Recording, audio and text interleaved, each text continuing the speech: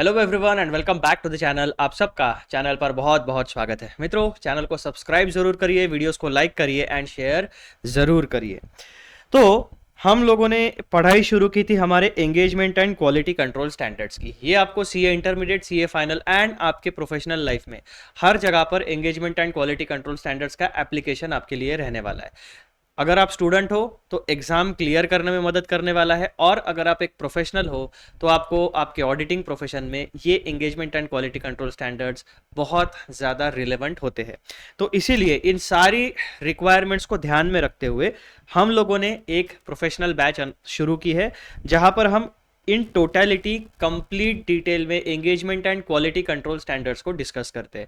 अब जब हम engagement and quality control standards की बात करते हैं इन कॉन्टेक्स्ट ऑफ ऑडिट, तो मित्रों उसमें आता है आपका स्टैंडर्ड ऑन क्वालिटी कंट्रोल। ये क्वालिटी कंट्रोल वाला जो स्टैंडर्ड है ये आपके कंप्लीट चार्टर्ड अकाउंटेंसी फर्म्स को अप्लाई होता है। उसके बाद में आते हैं standards on auditing, standards on review engagement, standard on assurance engagement and standards on related services. यानी audit, review, assurance and related services, ये चार प्रकार की सर्विसेज एक चार्टर्ड अकाउंटेंसी प्रोफेशनल अपने क्लाइंट को प्रोवाइड करता है। उसी के साथ साथ auditing, review, assurance and related services, जब ये चार सर्विसेज कोई चार्टर्ड अकाउंटेंट प्रोवाइड करता है तो उसे standard on quality control mandatorily follow करने पड़ते हैं। और इन चारों स्टैंडर्ड्स को कलेक्टिवली कहा जाता है एंगेजमेंट स्टैंडर्ड्स। और उसी के साथ साथ स्टैंडर्ड ऑन क्वालिटी कंट्रोल को अगर आप ऐड कर दो तो इन पांचों स्टैंडर्ड्स को आप कहते हैं engagement and quality control standards. ये बेसिक कॉन्टेक्स्ट हो गया आपका स्टैंडर्ड्स ऑन ऑडिटिंग यानी ऑडिटिंग प्रोफेशन से जुड़े हुए स्टैंडर्ड्स का। फिर बहुत सारे स्टैंडर्ड्स आपके institute of chartered accountants of India ने इशू करके रखे हुए, उन सारे स्टैंडर्ड्स का एक इंट्रोडक्टरी डॉक्यूमेंट इंस्टीट्यूट ने बनाया है। उसे आप कहते हैं preface to the standards on quality control, auditing, review, other assurance and related services. यानी ये जो डॉक्यूमेंट है ये सबसे पहला डॉक्यूमेंट है, सबसे इंट्रोडक्टरी डॉक्यूमेंट है कि कोई भी स्टैंडर्ड पढ़ने से पहले आपको इस डॉक्यूमेंट में क्या चीजें बताई गई है वो सारी की सारी चीजों का नॉलेज होना जरूरी है, क्योंकि आपको हर एक इंडिविजुअल स्टैंडर्ड के साथ इस प्रीफेस के हर एक इंडिविजुअल स्टैंडर्ड को इस प्रीफेस के कॉन्टेक्स्ट के साथ पढ़ना है। ठीक है, तो आप ये जो प्रीफेस वाला पोर्शन है एज अ प्रोफेशनल इसे इग्नोर नहीं कर सकते।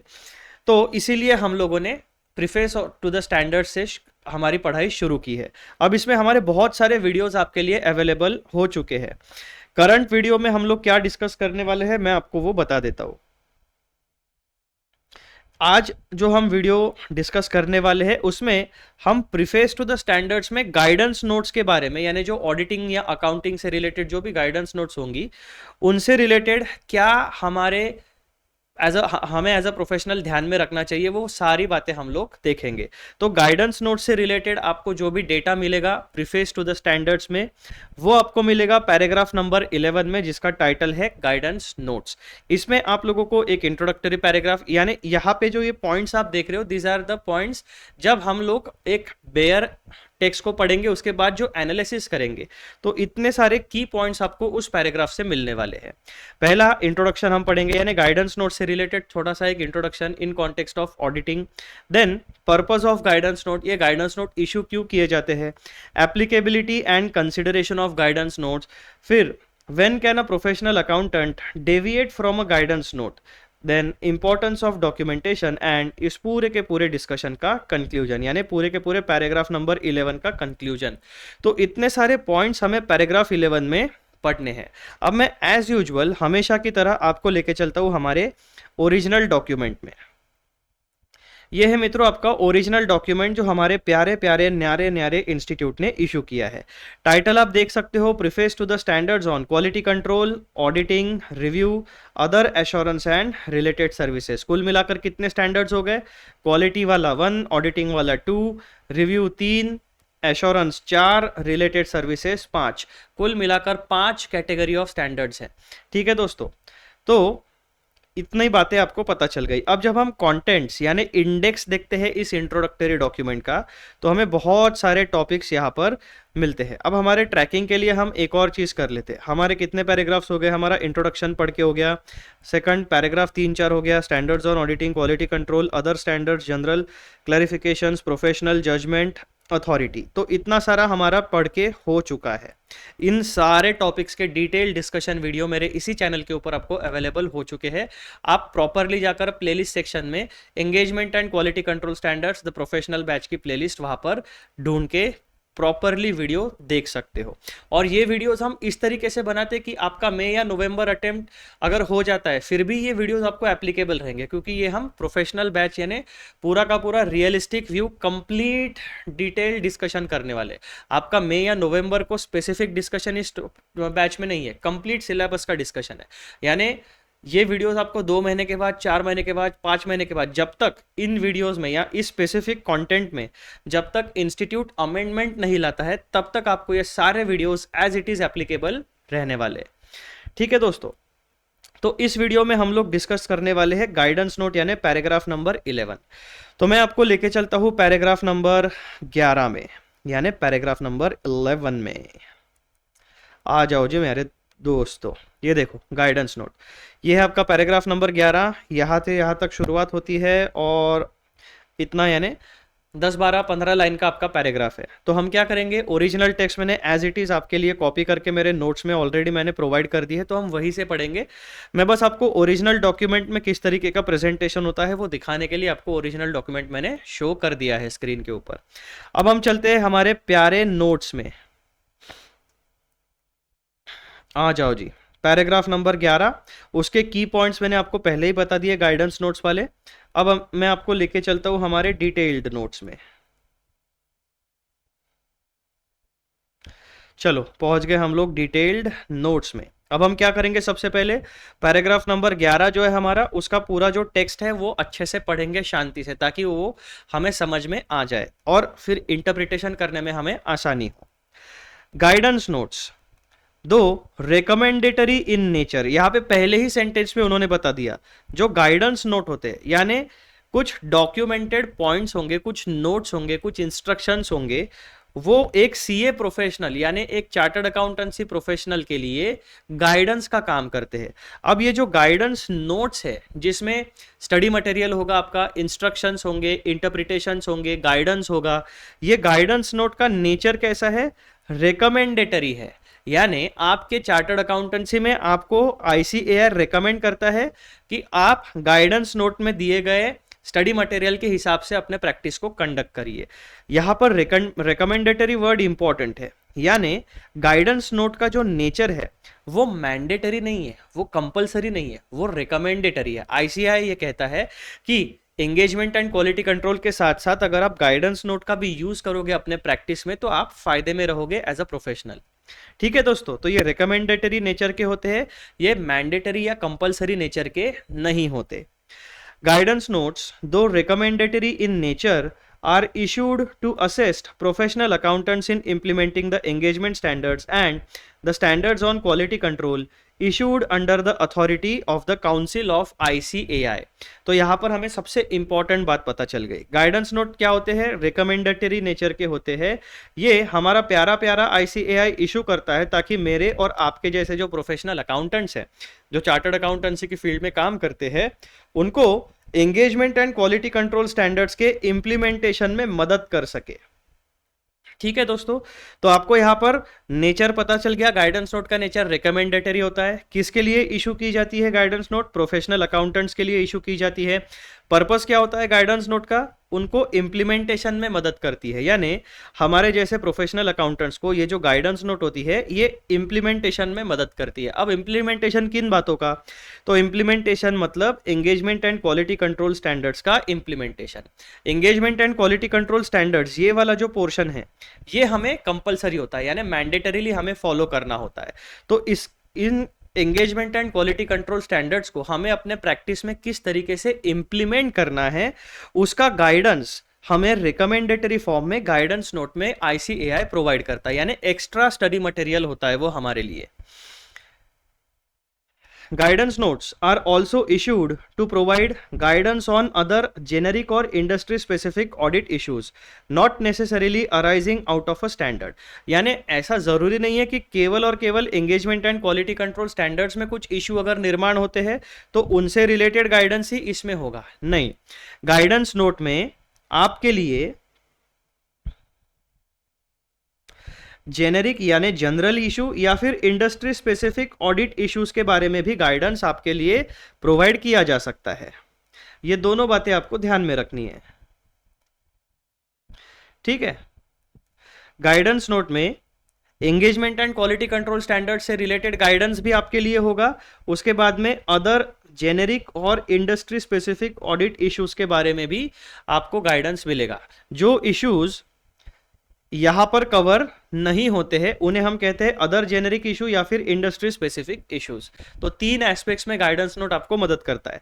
पहला, implementation of engagement and quality control standards, दूसरा अदर जेनेरिक इश्यूज, एंड तीसरा इंडस्ट्री स्पेसिफिक ऑडिट इश्यूज। यानी गाइडेंस नोट में जो आपको कंटेंट मिलेगा, जो आपका स्टडी मटेरियल होगा, उसमें आपको गाइडेंस किन पोर्शन के लिए गाइडेंस मिलेगा, implementation of engagement and quality control standards and other generic and industry specific audit issues. इन 3 एस्पेक्ट्स में आपको गाइडेंस नोट में हेल्प मिलने वाली है। Then professional accountants should be aware and consider guidance notes applicable to the engagement. अब हमारी जिम्मेदारी क्या होती है as a professional, as a chartered accountancy professional, as a chartered accountancy professional accountants should be aware and consider guidance notes applicable to the engagement। आप 4 प्रकार की services दे सकते हो, audit, review, other audit, review, assurance and related services. ये 4 प्रकार की services आप दे सकते हो।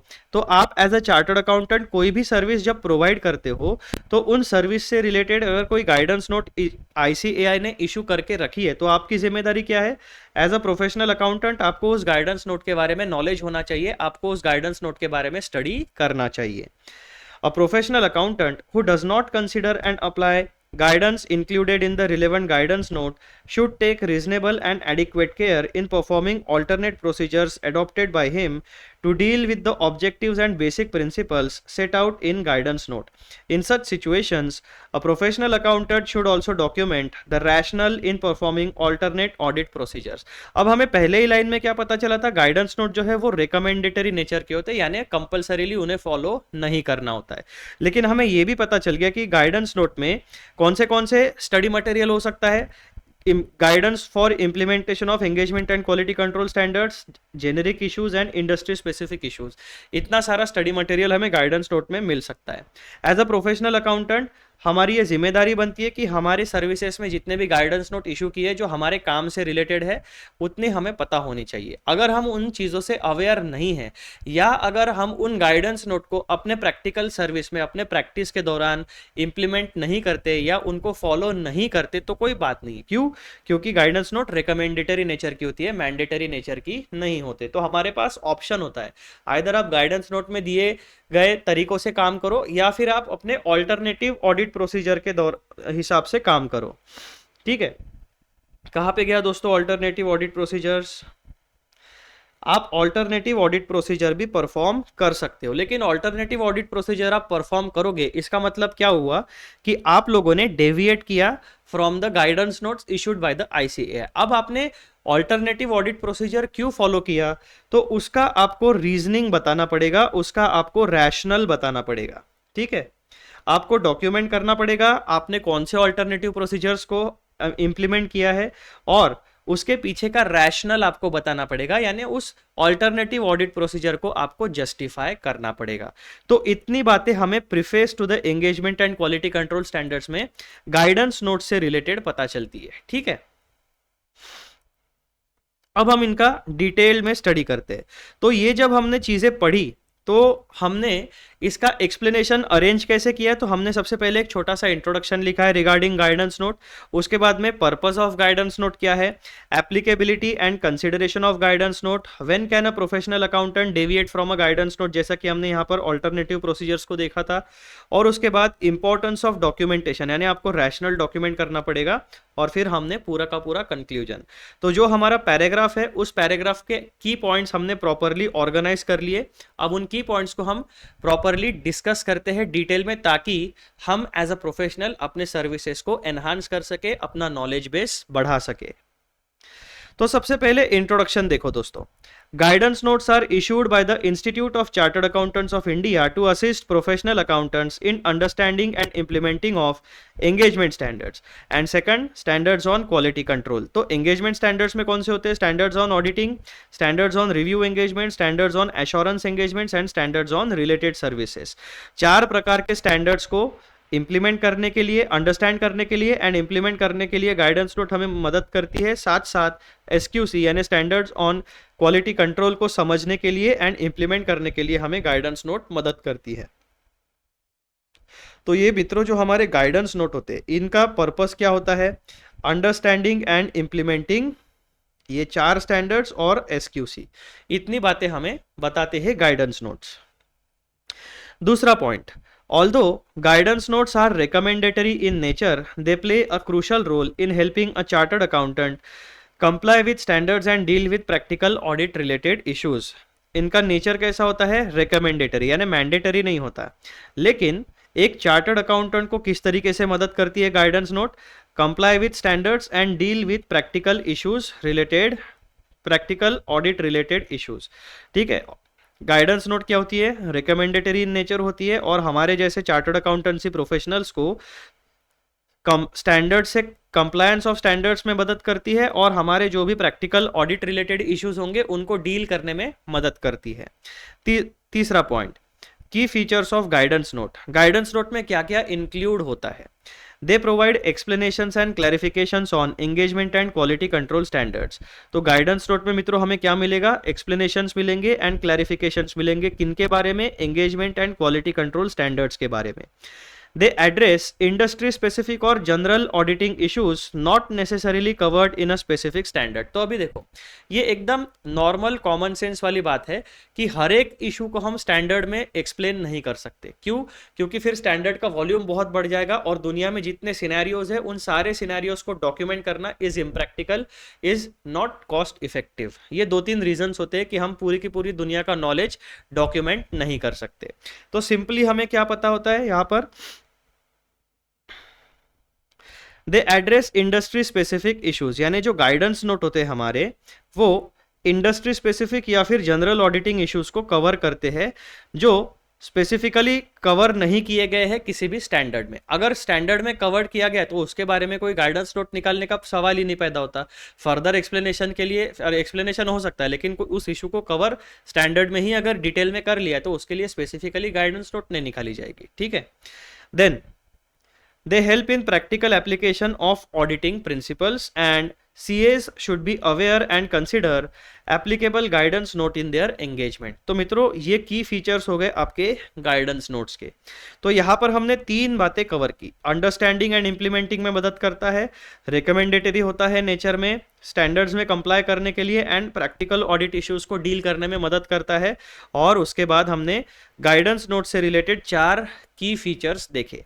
अब हम दूसरे पॉइंट के ऊपर चलते हैं गाइडेंस नोट से रिलेटेड, जो कि है purpose of guidance notes. Guidance notes are issued to provide practical assistance in implementing engagement and quality control standards. तो मेन पर्पस क्या होता है गाइडेंस नोट का? Provide practical assistance. किन चीजों का practical assistance? Implementing engagement and quality control standards. ठीक है दोस्तों, फिर address issues faced in specific industries और audit situations. Issues faced in specific industries या फिर ऑडिट सिचुएशंस, इनके बारे में सॉल्यूशन प्रोवाइड करो। तीसरा point, suggest best practices that help maintain professional quality. तो प्रोफेशनल क्वालिटी कैसे मेंटेन होगी? तो मित्रों प्रोफेशनल क्वालिटी मेंटेन होगी जब आप बेस्ट प्रैक्टिसेस को फॉलो करोगे। ठीक है, जब हम लोग as a chartered accountancy professional best practices को फॉलो करेंगे तब हमारी काम की क्वालिटी यानी ऑडिट सर्विसेज की क्वालिटी मेंटेन होगी। Then bridges gaps in standards where necessary, यानी स्टैंडर्ड्स में सारे इश्यूज कवर नहीं किए गए तो जो इशू कवर नहीं किए गए उसके बारे में गाइडेंस हमें कौन प्रोवाइड कर देता है? हमारे गाइडेंस नोट्स प्रोवाइड कर देते हैं। तो ये हो गए आपके पर्पस ऑफ गाइडेंस नोट। फिर से एक बार रिपीट करो, गाइडेंस नोट हमें कहां पर मदद करती है? Provide practical assistance in implementing engagement standards and SQC, address issues faced in specific industries और audit situations and suggest best practices that help maintain professional quality, then bridges gaps in standards where necessary. अब इन दो purpose जो जहां पर जो हमें purpose पता चलता है उसके लिए दो एग्जांपल्स आप देखिए। गाइडेंस नोट का पर्पस क्या होता है? Guidance note on audit of banks, यानी जो बैंकिंग कंपनी होती है, जो बैंकिंग इंस्टीट्यूशन होते हैं, उनसे रिलेटेड, उनके ऑडिट से रिलेटेड हमारे इंस्टीट्यूट ने कुछ गाइडेंस नोट्स इशू करके रखे हैं। The guidance note on audit of banks assist auditors in understanding banking regulations, risk assessments and audit procedures which are more complex than a regular audit. तो जो हम bank का audit करते हैं तो हमें बहुत बार क्या होता है, बैंकिंग एंटिटी के बारे में नॉलेज नहीं होता। अब हमें सिलेबस में जितनी बातें हम पढ़ते हैं, सीए इंटरमीडिएट फाइनल, उतनी पता होती है, उसके बाद में हमारे स्टैंडर्ड्स में जितने इश्यूज है उतने पता होते हैं। लेकिन बैंकिंग इंडस्ट्री जो है, फाइनेंशियल इंडस्ट्री जो है, ये बहुत बड़ी इंडस्ट्री होती है, तो सारे के सारे इश्यूज को हमारे सीए के सिलेबस में कवर करना इज नॉट पॉसिबल। तो जहां पर भी हमारी गैप है, यानी नॉलेज की गैप है, उस गैप को कौन फुलफिल कर देता है? Guidance note. इसीलिए एज अ चार्टर्ड अकाउंटेंट अगर आप ऑडिट का, या फिर अगर आप एज अ स्टूडेंट भी कहीं पे ऑडिट करने जाओगे किसी भी बैंक का, तो अगर आप हमारे इंस्टीट्यूट ने जो गाइडेंस नोट इशू की है ऑन ऑडिट ऑफ बैंक्स, उसको पढ़ के जाओगे तो आपको बहुत ज्यादा हेल्प मिलने वाली है। क्यों? क्योंकि the guidance note on audit of bank assist auditors, यानी एज ए ऑडिटर जब भी आप जाओगे आपको असिस्टेंस मिलेगा इन अंडरस्टैंडिंग बैंकिंग रेगुलेशंस, यानी बैंकिंग उस एंटिटी को जो law, rules and regulations applicable है उनका प्रॉपर अंडरस्टैंडिंग आपको मिलेगा। आपको बैंकिंग एंटिटी से जुड़े हुए रिस्क कौन से होते हैं वो पता चलेंगे, उनके असेसमेंट में आपको मदद मिलेगी, यानी बैंकिंग एंटिटी के ऑडिट में क्या क्या रिस्क हो सकते हैं उसका असेसमेंट आप सही तरीके से कर पाओगे। कौन सी ऑडिट प्रोसीजर्स आपको फॉलो करनी चाहिए वो आपको पता चलेगा, और जहां पर भी कॉम्प्लेक्सिटी है वो कॉम्प्लेक्सिटी आपकी सिंप्लीफाई करने का काम गाइडेंस नोट करने वाली है। तो चार बातें आपको गाइडेंस नोट से पता चलेगी। कौन सी? बैंकिंग रेगुलेशन को अंडरस्टैंड करने में मदद मिलेगी, रिस्क असेसमेंट को करने में मदद मिलेगी, कौन से ऑडिट प्रोसीजर्स को अप्लाई करना है उसमें मदद मिलेगी आपको, एंड कॉम्प्लेक्स ट्रांजैक्शंस को समझने में आपको मदद मिलने वाली है guidance note on audit of banks में। दूसरा एग्जाम्पल क्या कहता है हमारा? Guidance note on reporting under section 143 subsection 3 clause F and H of companies act 2013। यहां पर क्या बोला गया है? This guidance note helps auditors report on internal financial control as required by the law. Helps auditor, हमारे auditor साहब को मदद मिलती है to make a report on internal financial controls. तो इंटरनल, अभी यहां पर ये जो सेक्शन मेंशन किया गया है ना, ये जो कंपनीज एक्ट 2013, ये स्पेसिफिकली ऑडिटर साहब को मैंडेटरीली बोलता है कि भाई साहब एज एन ऑडिटर जब आप ऑडिट रिपोर्ट बनाओगे, ऑडिट रिपोर्ट में आपको report on internal financial controls यानी इंटरनल कंट्रोल सिस्टम के ऊपर भी आपको अपना ओपिनियन देना है। This is mandatory in nature. तो इससे रिलेटेड जो भी इश्यूज रहेंगे आपके, वो आपको हमारे इंस्टीट्यूट के गाइडेंस नोट में पढ़ाई करके बहुत ज़्यादा अपना नॉलेज एनहांस करने में मदद मिलेगी। और जब आप नॉलेज गेन करके जाओगे तो ऑटोमेटिकली आपकी जो प्रोफेशनल क्वालिटी है काम करने की, वो ऑलरेडी एनहांस हो जाएगी। जब आप properly mandatory standards plus recommendatory guidance notes, technical guides, इन सारे नॉलेज बेस को जब आप साथ में लेके जाओगे तब आप इजीली प्रोफेशनल सर्विसेज प्रोवाइड कर पाओगे, आपका टाइम वेस्ट नहीं होगा। ये आपका हो गया पर्पस ऑफ गाइडेंस नोट्स। ठीक है दोस्तों, फिर हम लोग आते हैं तीसरे मुद्दे के ऊपर जो कि है हमारा applicability and consideration of guidance notes, यानी कहां पे गाइडेंस नोट एप्लीकेबल होते हैं और कब उन्हें कंसिडर करना चाहिए। अ प्रोफेशनल अकाउंटेंट शुड, यानी यहां पर बोला गया कि प्रोफेशनल अकाउंटेंट को क्या करना चाहिए। अ professional accountant should be aware of and consider relevant guidance note when performing engagements. ऊपर ही दो एग्जांपल हमने देखे। अगर आप बैंक का ऑडिट करने जा रहे हो तो guidance note on audit of banks जो लेटेस्ट वाला है वो पढ़ के जाना, उसको साथ में लेके जाना। पूरा पढ़ के जाना तो पॉसिबल नहीं होगा, लेकिन उसको आप साथ में रखना as a reference study material. अगर आप कंपनीज एक्ट के अंदर ऑडिट कर रहे हो, किसी कंपनी प्राइवेट लिमिटेड या पब्लिक लिमिटेड कंपनी को ऑडिट कर रहे हो, तो आपको ये वाला सेक्शन तो एप्लीकेबल होगा। तो उससे जुड़ा हुआ जो गाइडेंस नोट है वो आपके पास पीडीएफ फाइल या प्रिंट फॉर्मेट में होना चाहिए, ताकि जब भी आपको उसके ऊपर काम करने की जरूरत पड़े तो आप वो स्टडी मटेरियल रेफर कर सको। तो क्या कहा गया है, professional accountant should be aware of and consider relevant guidance note when performing engagements. अब यहां पर तो केवल 2 एग्जाम्पल्स हो गए, और भी बहुत सारे गाइडेंस नोट हमारे इंस्टीट्यूट ने इशू करके रखे, आपको वो पता होने चाहिए। Then apply the guidance wherever relevant even though it is not mandatory. Mandatory नहीं है तो क्या हुआ, लेकिन इंस्टीट्यूट ने बता के तो रखा है ना, तो आपको वो फॉलो करना पड़ेगा। ठीक है, आप फॉलो नहीं करते हो तो कोई बात नहीं है, फॉलो नहीं करोगे तो कोई आपके ऊपर लीगल एक्शन या फिर प्रोफेशनल मिसकंडक्ट का चार्ज नहीं लगेगा। जैसे हमने अगर कोई ऑडिटिंग का स्टैंडर्ड या engagement and quality control standard में कोई चीजें फॉलो नहीं की तो हमारे ऊपर प्रोफेशनल मिसकंडक्ट का चार्ज लग सकता है, क्योंकि उनका नेचर मैंडेटरी है, कंपल्सरीली फॉलो करना है।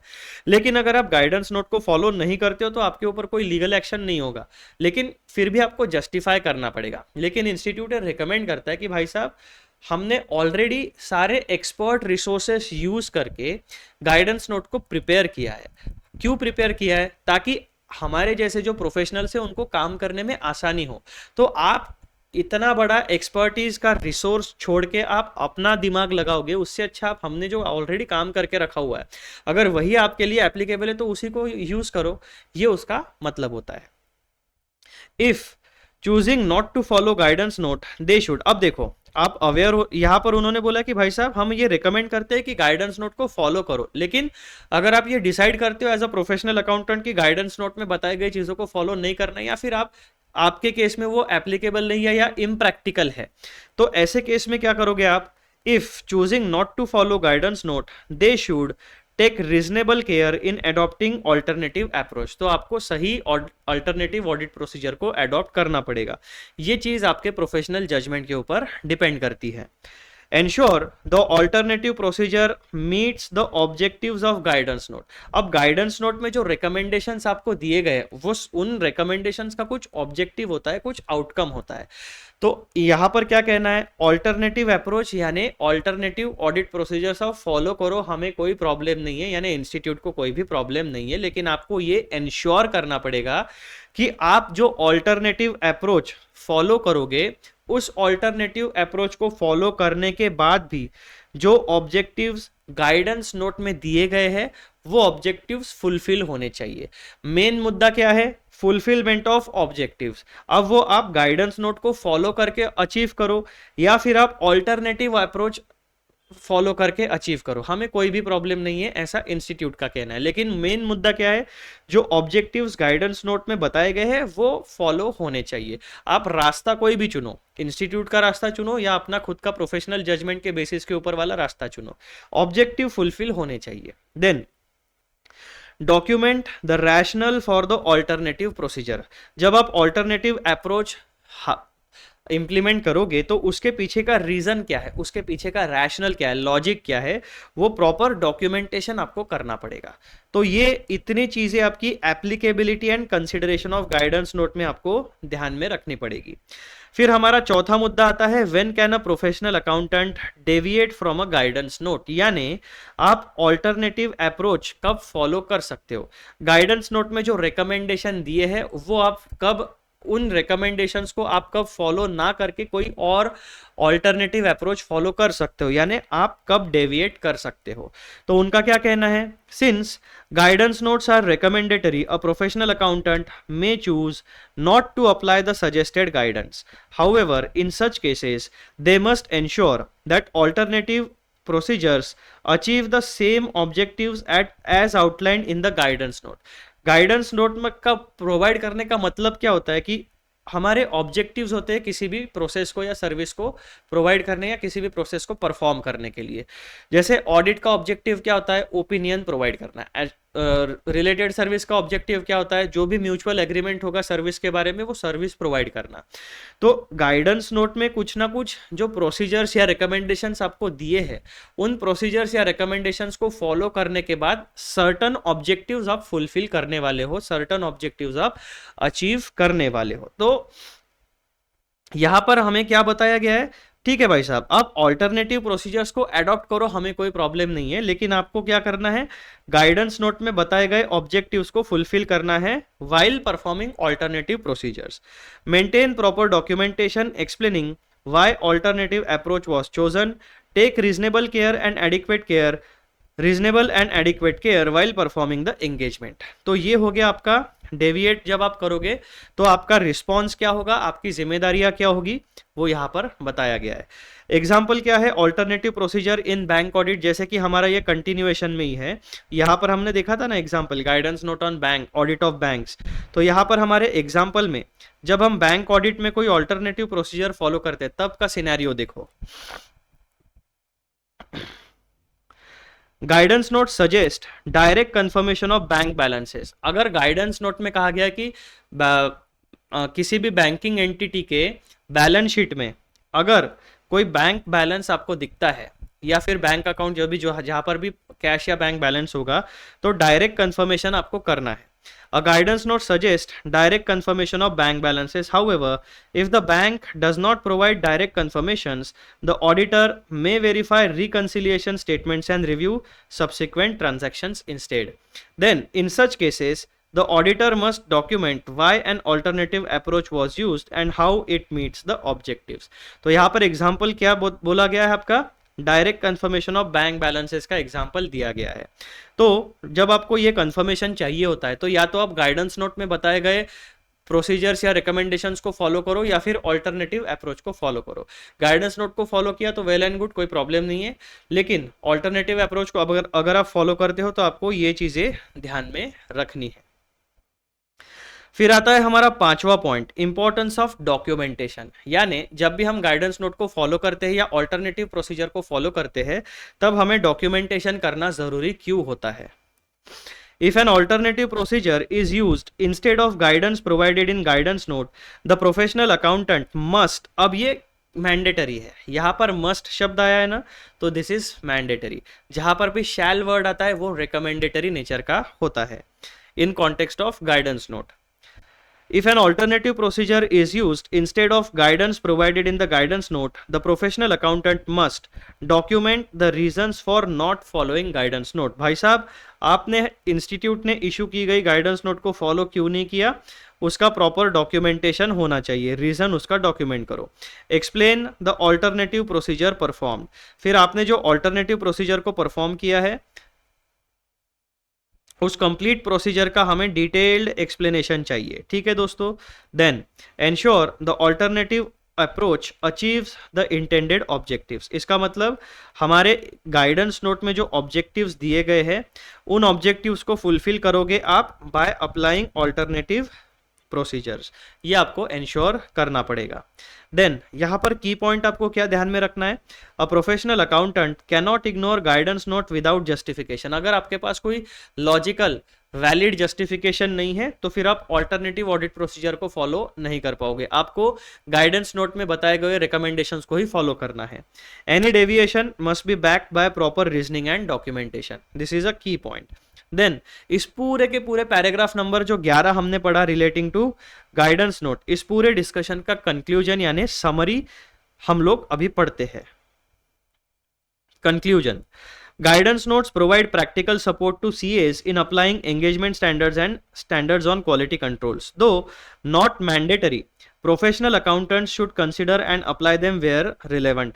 If an alternative procedure is adopted, it must be carefully documented and justified. Proper documentation and professional judgment are crucial to maintaining audit quality and avoiding non-compliance. तो ये हो गया मित्रों इसका gist. इस तरीके से हमारा जो कंप्लीट डिटेल्ड डिस्कशन है रिगार्डिंग गाइडेंस नोट, उनकी अथॉरिटी क्या है, उनकी एप्लीकेबिलिटी क्या है, उनसे रिलेटेड ऑल्टरनेटिव ऑडिट प्रोसीजर्स क्या है और डॉक्यूमेंटेशन रिक्वायरमेंट्स क्या है, ये सारा का सारा डिटेल स्टडी हमने पैराग्राफ नंबर 11 में कंप्लीट कर लिया है। ये वीडियो होता है यहाँ पर समाप्त। हम मिलेंगे अगले वीडियो में और अगले वीडियो में हम लोग डिस्कस करने वाले हैं पैराग्राफ नंबर 12, जिसमें हमें पढ़ना है technical guides, practice manuals studies and other papers published by auditing and assurance standards board. तो अभी आप यहाँ पर देखो, पूरा का पूरा जो पिक्चर है ना आपके सामने, प्रीफेस टू द स्टैंडर्ड्स में पूरा का पूरा पिक्चर आपके सामने आ गया। यानी हमारे ऑडिटिंग प्रोफेशन में कौन से स्टडी मटेरियल, कितना कितना स्टडी मटेरियल हमें एप्लीकेबल है, वो सारी बातें आपको यहाँ पर बताई गई है। तो सबसे पहला स्टडी मटेरियल आपका क्या होता है मित्रों? Standards on auditing. दूसरा स्टडी मटेरियल आपको क्या एप्लीकेबल है? Standards on quality control. तीसरा स्टडी मटेरियल आपका अदर स्टैंडर्ड्स। अब अदर स्टैंडर्ड्स में आपके कौन से आ गए?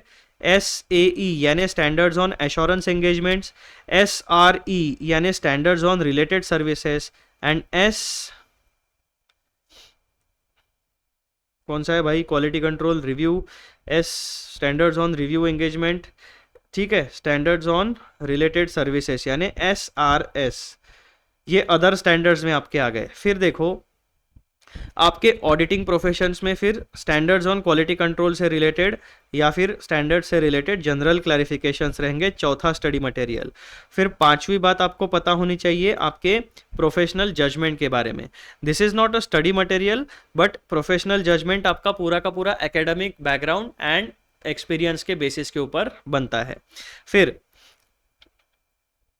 छठवां स्टडी मटेरियल आपका क्या आ गया दोस्तों? अथॉरिटी अटैच, ये गाइडेंस नोट वाला, सॉरी अब यहाँ पे आप इसको मिटा ही दो फिर, क्योंकि ये स्टडी मटेरियल में काउंट नहीं होने वाला है। तो हम लोग क्या करेंगे, देखो स्टडी मटेरियल एक बार रिवाइज कर लो। स्टैंडर्ड ऑन ऑडिटिंग आपको पढ़ने पड़ेंगे, स्टैंडर्ड्स ऑन क्वालिटी कंट्रोल पढ़ने पड़ेंगे, अदर स्टैंडर्ड्स यानी SAE, SRE एंड SRS। उसके बाद में हमें क्या एप्लीकेबल रहेगा ऑडिट में, प्रोफेशनल लाइफ में? पांचवें नंबर पे हमारा आता है गाइडेंस नोट्स। फिर हमारे छठवें नंबर पे क्या चीज़ें आती है? Technical guides, practice manuals, studies and other papers published by the auditing and assurance standard board. तो ये हमारा ये जो टेक्निकल गाइड्स वाला पोर्शन है, ये हमारा छठवां पोर्शन ऑफ स्टडी मटेरियल आ गया, ठीक है। तो इन 6 कैटेगरी में हमारा जो auditing and assurance standard board है, ये 6 मेजर कैटेगरीज में हमारे ऑडिटिंग प्रोफेशन से रिलेटेड स्टडी मटेरियल इशू करता है। फिर से मेरे साथ एक बार रिवाइज करो ताकि आपके दिमाग में रट्टा हो जाए। आपको क्या क्या पढ़ना पड़ेगा? स्टैंडर्ड्स ऑन ऑडिटिंग पहला study material, standards on quality control दूसरा स्टडी मटेरियल, अदर स्टैंडर्ड्स में SAE, SRE, SRS तीसरा स्टडी मटेरियल, जनरल क्लैरिफिकेशंस चौथा स्टडी मटेरियल, फिर गाइडेंस नोट पांचवा study material, technical guides, practice manual, studies and other papers, इन सबको मिला के आपकी कैटेगरी आती है नंबर 6 का स्टडी मटेरियल। उसके ऊपर इस प्रीफेस में मेंशन नहीं किया गया लेकिन और स्टैंडर्ड्स ऑन इंटरनल ऑडिट 7वां स्टडी मटेरियल आपके पास है। उसके साथ साथ स्टैंडर्ड्स फॉर लोकल, यानी ये तो आपके सगे सब ऑडिटिंग से रिलेटेड, अभी 7वां में यहाँ पर आपको बता दिया, लेकिन इस प्रीफेस में वो आपको नहीं दिया गया। Standards on internal audit SIA 7वां study material as a auditor, आपको ये बेसिक, ये 7 कैटेगरी के स्टडी मटेरियल तो आपको पढ़ने ही पढ़ने हैं। इसमें से ये जितना भी स्टडी मटेरियल है ना यहाँ पर, इसमें से बहुत ही कम पोर्शन आपको इंटरमीडिएट एंड फाइनल में एप्लीकेबल होता है, और बहुत सारे स्टैंडर्ड्स होते हैं। यानी क्या होता है, इंटरमीडिएट में पार्शियली एप्लीकेबल है, फाइनल में पार्शियली एप्लीकेबल है। तो पूरा का पूरा जो पिक्चर है एज अ स्टूडेंट आपके आंखों के सामने नहीं आएगा। तो वो कंप्लीट पिक्चर, वो कंप्लीट पजल ऑडिटिंग का आपके लिए सॉल्व करने के लिए ही हमने ये प्रोफेशनल बैच को डिजाइन किया है, ताकि जितने भी आपकी गैप्स है CA इंटरमीडिएट, CA फाइनल पे, CA intermediate and CA final, plus जब आप एक्चुअली में कहीं पे कॉर्पोरेट जॉब इंटरव्यू के लिए जाओगे तब आपको ये वीडियोस बहुत काम में आने वाले हैं। तो जो भी बच्चे तैयारी करना चाहते हैं अच्छे से अपने जॉब के लिए, अच्छे 2 साल या 3 साल बाद जब आप क्वालिफाई कर लोगे चार्टर्ड अकाउंटेंसी, तब आपको अभी से सारे स्टैंडर्ड्स की पढ़ाई शुरू करनी है। तो ये हाईली रिलेवेंट बैच है आप सब लोगों के लिए, एग्जाम में भी काम में आएगी, आपके कॉर्पोरेट लाइफ में भी ये सारी चीजें काम में आने वाली है।